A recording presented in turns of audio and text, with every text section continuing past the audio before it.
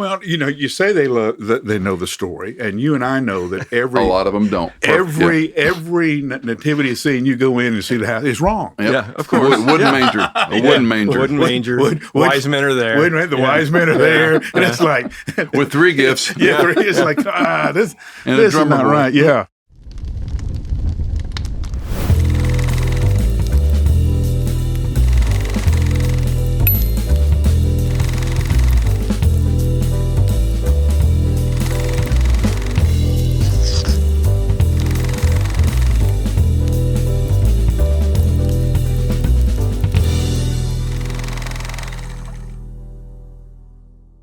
Well, welcome to the broadcast. We're really not sure what we're doing, but we're called Shepherds Without Sheep, and Mike Glenn came up with a brilliant tagline for us. We've made all the mistakes, so you don't have to. That's us.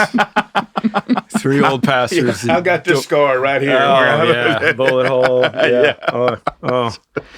All right, but we're still here. We should do some the swag. Good news is we're still here. We got to get swag. Yeah. We made all the mistakes. Welcome. We're glad you're here for whatever reason you showed up.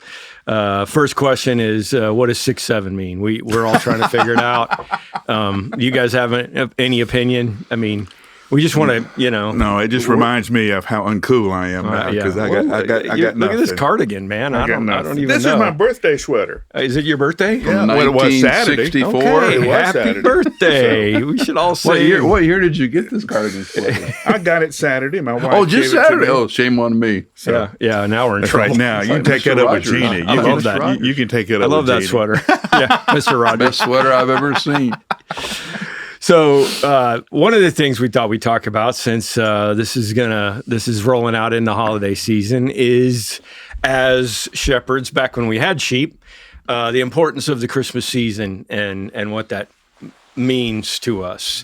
And in case you are just joining us, we have the uber theologian guy who's going to give us all the theology stuff, and then you got a couple of knuckleheads that are going to add color commentary, and people enjoyed listening to us preach a lot more because we were way funnier. Yes, than he yeah, was. that's right. No yeah. doubt But there. he actually had material. So as we go through, we had research. We had research. Yes, we did.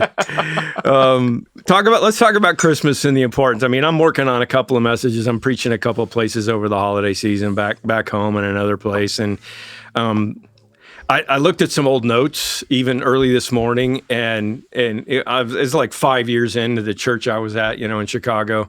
So I'm like 33, 34 or something. And I literally said, it's hard to preach at Christmas because you guys heard all my best material. And I'm thinking about it now. I did almost 34 years at that church. It's been 36 years of preaching, 40 years of full-time vocational, same for all you guys. And I'm working on a message, and I've got new stuff because we continually learn more and more about the Christmas story, and the incredible depth of the Christmas story lends itself to, to so much teaching. How did that work for you guys? It changed depending on what moment of season of life I was in. Absolutely, yeah. As my boys were born, I got a new understanding for Joseph. Right. He's the man that God trusts to watch over Jesus, and he loses the kid. Yeah, he does. I still think that was Mary's fault. No, that was Jesus. Jesus has to own that one. Okay. Well, but you got one job. One job, and you lose the kid. In ancient Israel, they had little leashes, Yeah. Made out of leather. Yeah. It's true. And Joseph was a righteous man. And compassionate. That's the two things we know about it. I mean, when you think about, and that's part of what I'm going to talk about in a few weeks. When you think about who Joseph was, I preach in Chicago to a 70% Catholic audience, and we obviously have Mary. They maybe have Mary a little too far over the top, just a little bit with all of that stuff. Just knock it off for now, okay? And You knew that would trigger. I know. There's so many triggers. No problem with idolatry. It's okay. It's impossible not to trigger him. But Joseph, we don't talk about, and then he dies, and we don't hear about him. But he's a righteous man, and I'm just saying like that. And the dude is in the Christmas story with two things. This is the only two things he had. Right? Okay. One, he has a baby he knows it's not his. Yeah. Now, I don't know if many of us have sat with the humiliation that must, everybody in town knew that baby was. Right. I mean, even then they could count to 9. Yeah, they could. And he has a dream that this is the way God is working. Mm-hmm. Have you ever tried to hold on to a dream? You get up the next morning and go, I dreamed something. And Well, the fact that the dream's recorded. Yeah. It's like when Jesus is the upper room discourse. I mean, it's recorded for all of us to read and hear. So the account certainly was around. Yeah. But I mean, it's not just that, but even before he has the dream, he is a righteous man, right. and he's going to put her, give her divorce quietly, which meant he was giving up all his rights. He was throwing himself on. The mercy of the people who are going to say, "Oh yeah, we should have stoned her." Yeah. But to your point, preaching gets different every time. So you know what I'm thinking this time? Now that I'm the old guy, I'm thinking, what did Joseph's parents think if they were still alive? What were Mary's parents thinking? My perspective is now I've got grandkids and. Mary shows up pregnant. And they didn't get a dream. Yeah. I mean, I'm just saying. But you have to keep in mind. I mean, the account that Luke gives us, Elizabeth knows she's pregnant, and that's the parallel to Sarah and Abram. Right. They're childless, and in old age get pregnant. That's the parallel in the New Testament. So for the pious Jew, there was a hope. I don't think we should just summarily throw her under the bus or fictionalize what may or may not have happened, because the Scripture records the joy that she's had seeing Elizabeth. The Scripture says he obeyed. He went did the taxes and the census, and so I think the righteousness, to your point, stood out in Joseph's life. And I bet the pious Jewish community around him were I bet they're more like, is this real? Now, certainly in a bell curve of any audience, there were accusatorial and suspicious-natured people, but you have to believe the way that the account unfolds. There was even her response to Gabriel, which is unfortunately misinterpreted, but, who am I? Right. May the Lord's will be done to me. Yeah. So I think at some level we ought to be careful with not overspec. I mean, that's my. I think that's kind of what my point's going to be, Michael, and I think something that we ought to talk about. I began my message making fun of Hallmark movies because it's just fun and easy to do, but we're all looking for a resolution, right? We're all looking for the fairy tale ending. The reason Hallmark movies are so popular is because the two people that aren't supposed to be together get together, and it's love, and and they do it in an it's hour. awesome, and they do it in an hour, and she gives up her job in New York always, but the reason that it's fun to watch that is because our reality is not that. Our reality is not happily ever after. And I think it's important for us to go back and understand from the Christmas story that, there was no resolution. I mean, what did Simeon say? I mean, that was the prophecy. It's not going to be easy, and God picked the right people. Look at me. I'm getting fired up. I'm getting goosebumps about But the think of Simeon's story. comment when he holds the baby. My eyes have seen the glory. Exactly. Yeah. I can go die now. I mean, I've seen the reality You of can Messiah send your born. servant in peace, right? And we're always looking for peace. There's my Especially peace. to die in peace. That's classic. Yeah. But think about living your whole life in a ministry context, and the one thing you're hoping for never happened. And then right when you're about to exit, boom. I mean, he died a happy man, right? Yeah. And you got to believe Elizabeth and that whole connection to the family system, and then of course by John the Baptist and Jesus Christ and their ministry overlap. I mean, it's just, I think there's more there.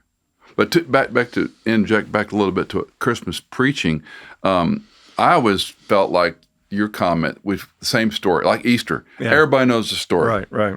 And I think for younger pastors, and I think even thinking about how I approached it was trust the word. Amen. No, you don't have to be super creative and have, live farm animals in your Christmas pageant. Yeah. You don't have to do that. Be careful with the account. Teach the story well. I did one year called The Dreams of Christmas. Yeah. And then I followed different dreams and visions. Of And I course. did one on, I think it was on supernatural things, whether it was the star or the shepherds or the announcement, angels. the protection of the babies. I think a pastor can approach it differently. But I'm always outcome based. What do you want the congregation to walk out the door with? Right. A romantic feel about Christmas.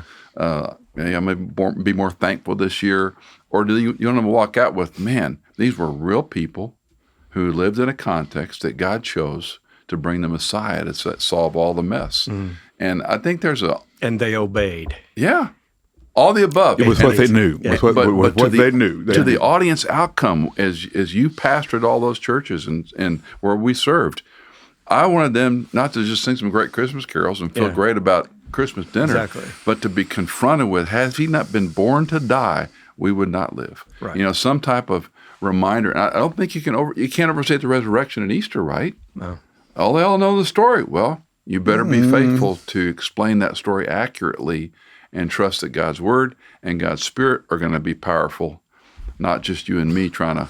Well, you say they know the story, and you and I know that A lot of them don't. every nativity scene you go in and see the house is wrong. Yep. Yeah, of course. Wooden manger. A wooden manger. Wooden manger. Wise men are there. The wise men are there, and it's like With 3 gifts. it's like this And a is drummer not boy. right. Yeah. So tell me about the great sermon you preached on the innkeeper. Yeah, I know. And they don't even know what we're talking about. But but that's part of what's the beauty of the living word is that, and what he's talking about, in case you don't know, is there was no innkeeper. They never mentioned in the story. There's not an inn in Bethlehem. It's a tiny little cattle bird. weren't lowing? The cattle weren't lowing, and the baby poor baby wasn't wife? awake. No crying he makes. No, that's none of that is reality. The word is guest room. It's the same word that is used for the upper room. We just translated wait a minute. So all the language we just used. So Hillsong's doing nothing new. No, you're right. We had to trigger him somehow, didn't we? Bad theology is always with us. That's my point. But to my point, I think the fun of it, and I just want to encourage young pastors out there, man, preach Christmas. Yeah. Okay, I mean, if you're in a series and you're going to wait for the last week to do any Christmas stuff, that's fine.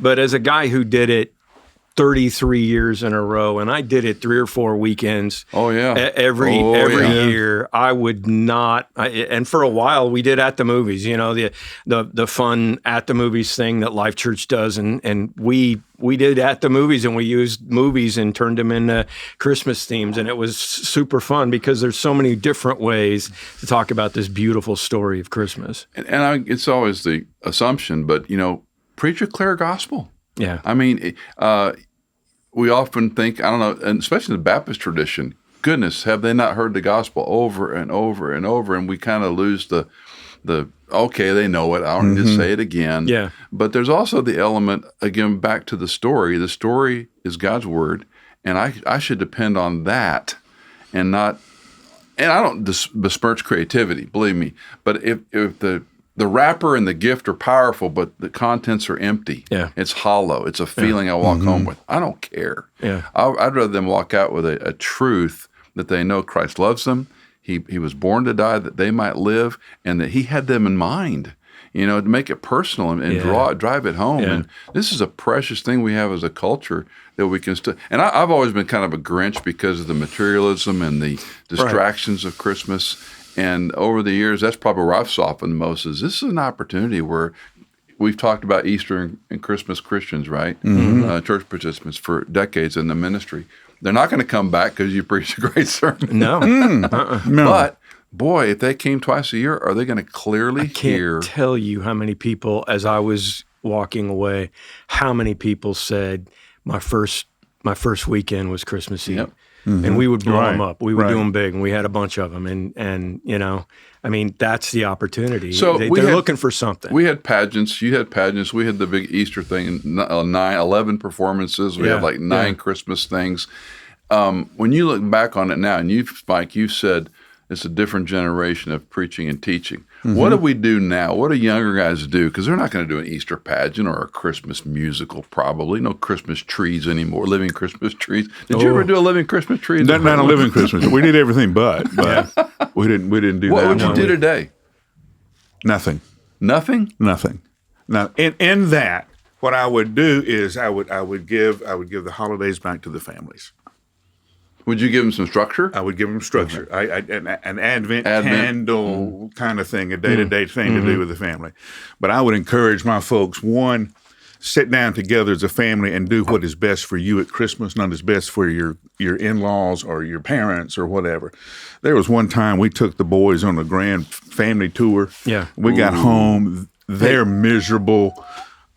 Angry, tired, we're miserable. And I looked at Jeannie and I said, we've made everybody happy but us. Yeah. I said, that's it. We're Well, you not may doing not this have made anymore. the grandparents that happy after all. That's right, Really, but they weren't here long enough. That's kind of thing. So, but I do think that we put so much pressure on families to do Christmas that we just take all the joy out of it. But isn't there a Christmas monster in every home, whether it's the wife or the husband who, it's like, Yeah. National Lampoon Christmas. Right, You got to exactly. have everything. Yeah. And We're going to have the happiest what Christmas. What would you do? Well, today? I'm gonna agree with that, but from a church leader standpoint, I believe that's where, cut all the other dumb stuff that you've got going on. Right. And we would even, this might be controversial, but if Christmas was on a Wednesday, we would do a Christmas Eve service on the Sunday morning before that. We didn't do a separate, we just did as many opportunities to do that Christmas Eve, that last Christmas service, so that they could come because they wanted time with their family, but they also really wanted the opportunity for their family to come and hear the gospel. Right. So what do you do on a Christmas Sunday? Sunday when Christmas falls on Sundays. Oh, we didn't have it. Did you? Yeah, we had it, but it was one service, really relaxed. Yeah, we did at Thanksgiving. We had like a 10 o'clock. And this goes back to you and I are old.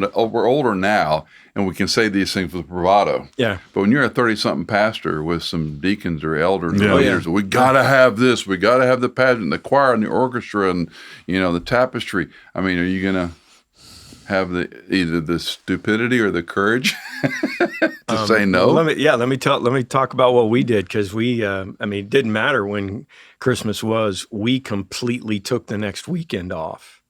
The We didn't Sunday have services any as well. services the next weekend. Yeah.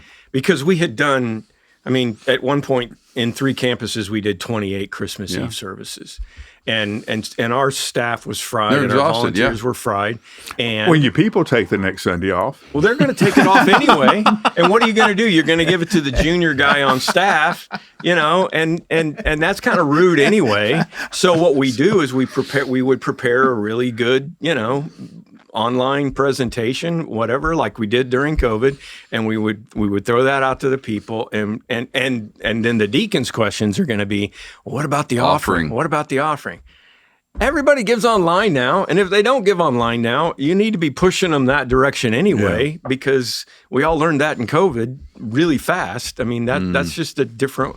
By that time, people have figured out what they're doing and with their money, and man, it was just a really important thing for us to just say, do it. Again, we can talk about it with a long rearview mirror, Yeah. but I think for young guys in that, to have a sensitivity, this is not an easy change to make. Oh, no. And if they're in an older church that's been doing it, in your early Yeah. churches in the Baptist world, you couldn't have made those big changes. I was in a church, back to your point, Christmas Eve, in Nova, D.C., where the Easter and Christmas vehicles were the vehicle to bring people to church. Right. And when they would come back, they would say, we came to an Easter pageant. Yeah, We came to a Christmas musical. Yeah. So you couldn't deny that. No. And you had a huge budget, lots of people, lots of staff, orchestra, choir, costumes, drama, a lot of volunteers involved with that. I think, to your point, I think you have to sit down with your leaders of your congregation and say, how do we best celebrate Christmas here? with the emphasis on celebrate. Not how do we burden you with Christmas, but how do we celebrate Christmas? Right. How does that work? And for some of the folks, it's going to be a traditional pageant. It's going to be a choir concert, that kind of stuff. For others, it's going to be way more simple than that. But this thing of we've done this for 50 years and we're going to impose it again, when I started asking questions about all that we were doing and the money it cost and all of that, then people started thinking, okay, and what maybe, was the result? What was the result? Right. Was he just people from other churches coming as see? Well, we had those. that's Probably what we you did heard. too. We had buses from Lancaster, Pennsylvania would bus in to see the programs. And we were happy about it. Yeah. Well, I mean, it's okay to serve the people. Yeah. But if you're, it goes back to what's your vision, what's your mission, what's your goal? After pageant, it was notorious that everybody in the church who was in any leadership role was sick for the next 2 weeks. Exactly. During it too. They get the flu because hanging out with that many people and then everybody's tired and burned out and everything else. And so the next 2 weeks was just Well, to your point, Mike, I mean, as we're talking to young pastors out there who have sheep, see, we don't care. We don't have any sheep. So we don't have any deacons. So we don't have any elders. We made all the mistakes. We made all the mistakes, so you don't have to. Right. So let's just say you do a cantata, you're at a church and, there's a big Christmas cantata and it's always the Sunday before Christmas or whatever. So great.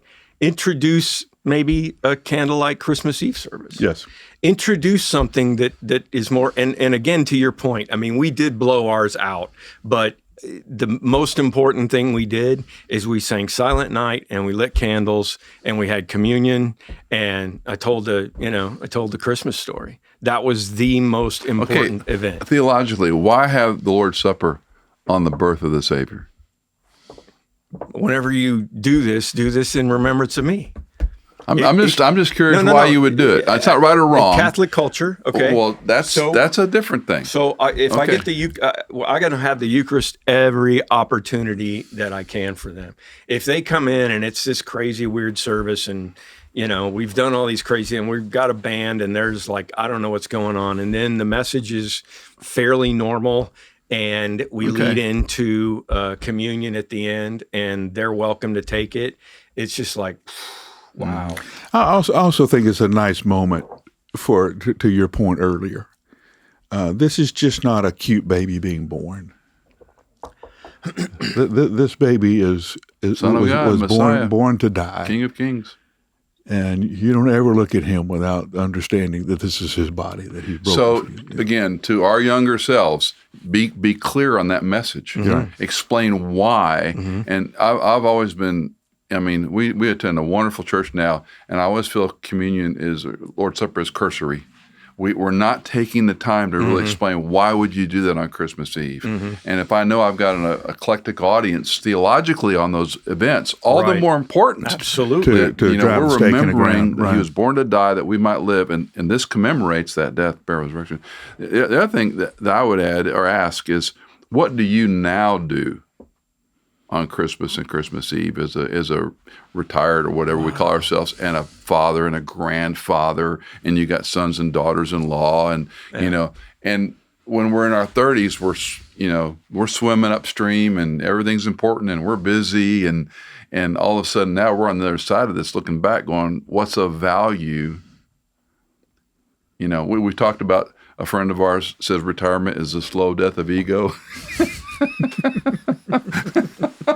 So we're out of that now. That's 100% true. We're out of that now. I think it's not slow. It's a quick death. It's a quick death of ego. Yeah. I'm thinking about retiring. Okay, new guy. And while you're thinking about that, my mind's running. The church I served before Stonebridge, they had a wonderful thing at Christmas called Less Under Our Tree, More for the World. Right. And they did that was their mission's global emphasis. Right. So for the last 2 months, and they raked in a lot of money. Absolutely. And they would bring in missionaries that they supported, global partners they called them, and they would talk about an individual, and they would lavish money. And you see children grow up in that environment. Mm-hmm. Less under our tree, more for the world. That's pretty powerful as a DNA. may. But anyway, so back to grandparents, retiring. I'll answer that question because the thing I miss the most about being a senior pastor of a local church is Christmas. I loved preaching Christmas. I love doing 10 Christmas Eve services. Wow. Because my heart's for those ones that were far from God that might find Jesus there. And it was the perfect opportunity.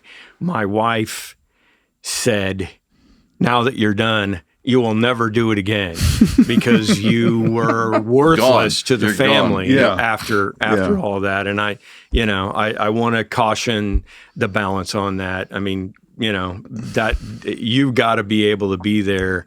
We had a daughter in pediatric intensive care one Christmas season, and trying to navigate all that. You got to figure out how to not mess up your family along the way. But now that I'm at this point, I'm leaning into the family, obviously, and I won't preach. Well, I'm like you. My favorite moment of everything was that when all the candles were lit. Yeah. And there was this acapella singing Silent Night, and you were standing there holding it in front of that. I would trade everything for that one moment. Exactly. The big question now is: are you the parents that are coming to that Christmas? Is it your Christmas on or off? Yeah, and the family dynamics. Because if the boys are taking their family to the daughter-in-laws and the in-laws, then it's just Jeannie and me. Mm-hmm. Well, and that's a different kind of Christmas. It's a good Christmas, and we have to manage that. Yeah, that's all there is to it.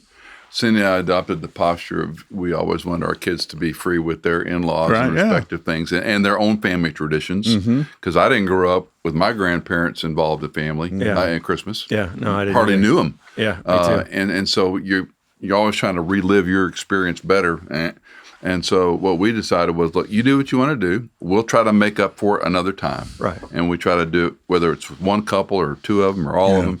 And the grandkids, of course, are, they're delightful at Christmas. Oh, yeah. But Cindy and I spend Christmas alone. Yeah. We have for the last several years. Yeah. Because we want them to have that freedom. Well, and I sat down with my daughter-in-laws and said, listen, I said, you have to understand that our entire life up to this moment was about the boys.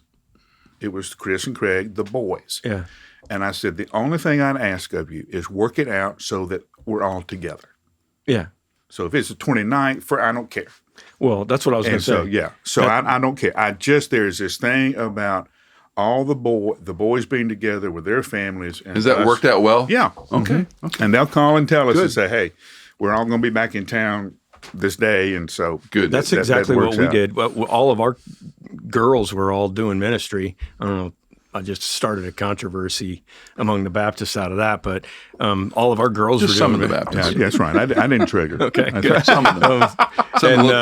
So they all had, and they were two in California and one was here, and we were in Chicago. So we just always, and I had my stuff. Denise and I had our stuff. So we just planned on the 27th or so was Christmas. 26th, the night of, was Christmas Eve. It's Christmas when you show up. It's Christmas. And even at one point, my wife was like, she made this, I don't know how she got it in her head that this Christmas casserole thing that she made was super important on Christmas Eve. Stuffed shells. It was amazing. But it was a lot of work. But she would bring it to church on Christmas Eve, and we would eat in between services, Wow. And just, have a little bit of family time. You just gotta manage it. Yeah, do it where you can. Yeah. Hey, by the way, you do know the 25th is a made-up day. Right. So you can move Christmas anywhere you want. We're blowing their minds. There's no in. Christmas is not on the 25th. Oh. Yeah.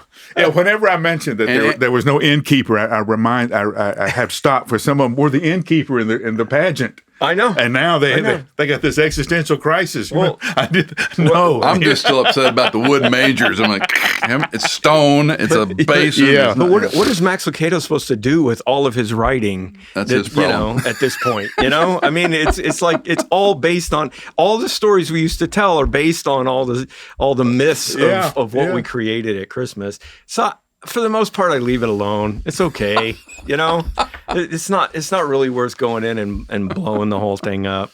But you know what? Their family was in Bethlehem. They were in a home without animals, even though it was a manger. There's a whole lot of nuance to what went on. That we've all been to Bethlehem. We can tell you it was probably a cave. It's just a different story, but you don't need to mess it up.